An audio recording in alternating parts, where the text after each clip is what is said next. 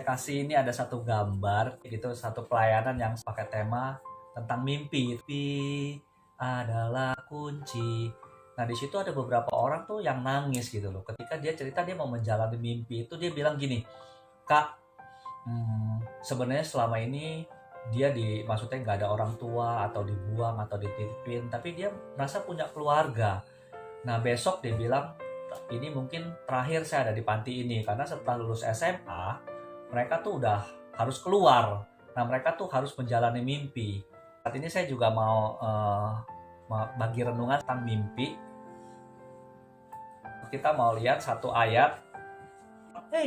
Ini gue dapat mimpi gitu ya. Mimpinya dia ceritain, tapi apa yang terjadi gitu ya, ketika dia ceritain mimpi itu, ternyata nggak seindah yang dia bayangkan gitu loh. Mimpi yang dia dapat, dia mungkin berpikir ketika diceritain orang lain akan support, jalan hidupnya akan baik-baik gitu loh, Tuhan akan pelihara. Ternyata enggak. Baru aja dia ceritain mimpi itu, kalau kita lihat di ayat selanjutnya di Kejadian 37, saudara-saudaranya Yusuf itu malah marah, jealous sama dia. Yusuf diceburin ke satu sumur, dan saudara-saudaranya bilang, "Ya, dia dimakan binatang buas."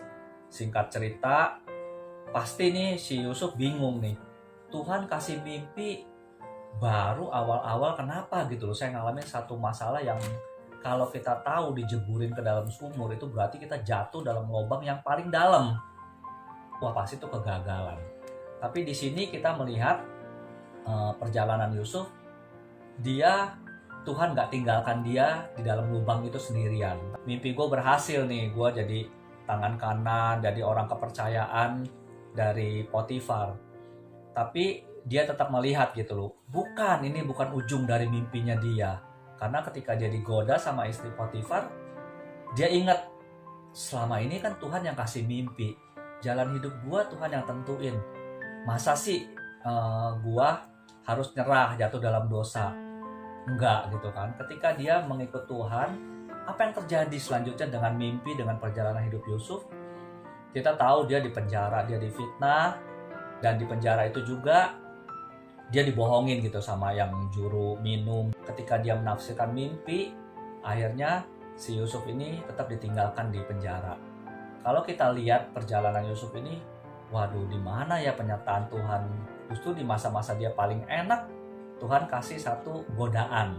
Tapi di tempat lain malah serasa dia ditinggalkan. Maka Allah telah menyuruh aku mendahului kamu untuk menjamin kelanjutan keturunanmu bumi ini, dan untuk memelihara hidupmu sehingga sebagian besar daripadamu tertolong. Ini Kejadian 45 akhir daripada perjalanan Yusuf ketika saudara-saudaranya semua tahu bahwa itu Yusuf belum mati, yang dia jual, yang dia hianati. Tapi dia mengampuni, dan bahkan dia bilang apa? Maka Allah telah menyuruh aku mendahului kamu untuk menjamin kelanjutan keturunanmu di bumi ini dan memelihara kehidupanmu. Jadi kita tahu bahwa ketika pertama kali tadi di Kejadian 37, Yusuf mendapat mimpi, dia tahu bahwa itu adalah kehendak Tuhan gitu loh. Kita harus menjalani kehidupan di tengah masalah, jatuh ke dalam lubang segala macam. Ketika dia setia, ketika dia percaya bahwa ini benar-benar dari Tuhan, maka Tuhan menyertai dia.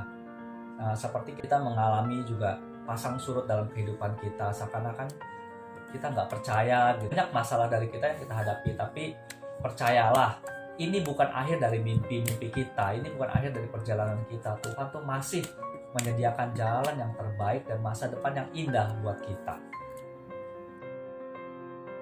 Dan terakhir saya mau membacakan dari Filipi 3 ayat 14. Dan berlari-lari kepada tujuan untuk memperoleh hadiah, yaitu panggilan surgawi dari Allah dalam Kristus Yesus. Inilah sebenarnya panggilan orang Kristen ya, panggilan kita semua berlari pada tujuan.